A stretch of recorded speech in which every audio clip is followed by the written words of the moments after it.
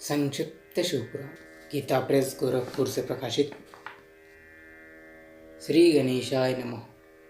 शिवपुराण महात्म्य अध्याय 1। शौनक जी के साधन विषयक प्रश्न करने पर सूत जी का उन्हें शिवपुराण की उत्कृष्ट महिमा सुनाना। श्री शौनक जी ने पूछा, महाज्ञानी सूत जी, आप संपूर्ण सिद्धांतों के ज्ञाता है। प्रभु, मुझसे पुराणों की कथाओं के सार तत्व का विशेष रूप से वर्णन कीजिए। ज्ञान और वैराग्य सहित भक्ति से प्राप्त होने वाले विवेक की वृद्धि कैसे होती है तथा साधु पुरुष किस प्रकार अपने काम, क्रोध आदि मानसिक विकारों का निवारण करते हैं। इस घोर कलिकाल में जीव प्रायः असुर स्वभाव के हो गए हैं। उस जीव समुदाय को शुद्ध बनाने के लिए सर्वश्रेष्ठ उपाय क्या है? आप इस समय मुझे ऐसा कोई शाश्वत साधन बताइए जो कल्याणकारी वस्तुओं में भी उत्कृष्ट एवं परम मंगलकारी हो तथा पवित्र करने वाले उपायों में भी सर्वोत्तम पवित्र कारक उपाय हो। अर्थात वह साधन ऐसा हो जिसके अनुष्ठान से शीघ्र ही अंतःकरण की विशेष शुद्धि हो जाए तथा उससे निर्मल चित्त वाले पुरुष को सदा के लिए शिव की प्राप्ति हो जाए। श्री सूत जी ने कहा, मुनि श्रेष्ठ शौनक, तुम धन्य हो, क्योंकि तुम्हारे हृदय में पुराण कथा सुनने का विशेष प्रेम एवं लालसा है। इसीलिए मैं शुद्ध बुद्धि से विचार कर तुमसे परम उत्तम शास्त्र का वर्णन करता हूँ।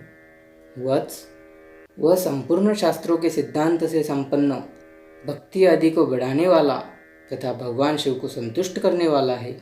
कानों के लिए रसायन, अमृत स्वरूप तथा दिव्य है। तुम उसे श्रवण करो। मुने, वह परम उत्तम शास्त्र है।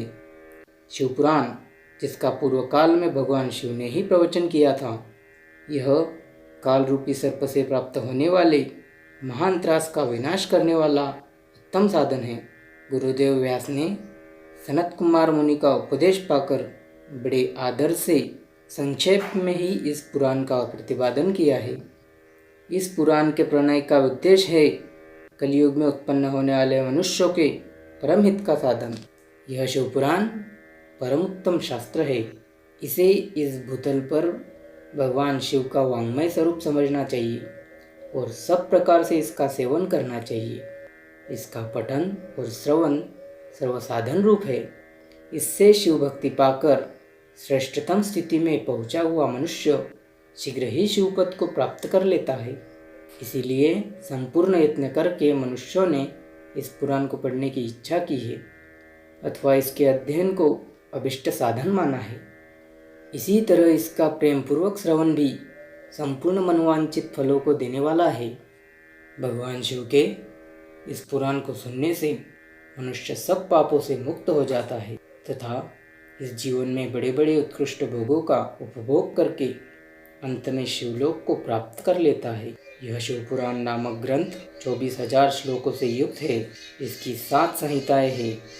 मनुष्य को चाहिए कि वह भक्ति, ज्ञान और वैराग्य से संपन्न हो बड़े आदर से इसका श्रवण करे। 7 संहिताओं से युक्त यह दिव्य शिवपुराण परब्रह्म परमात्मा के समान विराजमान है और सबसे उत्कृष्ट गति प्रदान करने वाला है। जो निरंतर अनुसंधान पूर्वक इस शिवपुराण को बाँचता है अथवा नित्य प्रेम पूर्वक इसका पाठ मात्र करता है, वह पुण्यात्मा है, इसमें संशय नहीं। जो उत्तम बुद्धि वाला पुरुष अंतकाल में भक्तिपूर्वक इस पुराण को सुनता है, उस पर अत्यंत प्रसन्न हुए भगवान महेश्वर उसे अपना पद प्रदान करते हैं।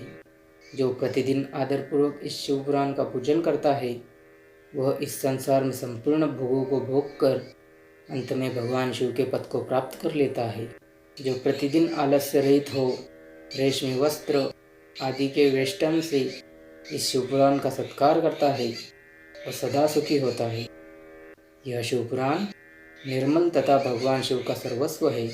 जो इहलोक और परलोक में भी सुख चाहता हो, उसे आदर के साथ प्रयत्नपूर्वक इसका सेवन करना चाहिए।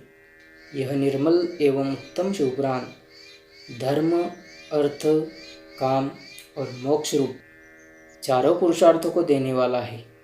अतः सदा प्रेम पूर्वक इसका श्रवण एवं विशेष पाठ करना चाहिए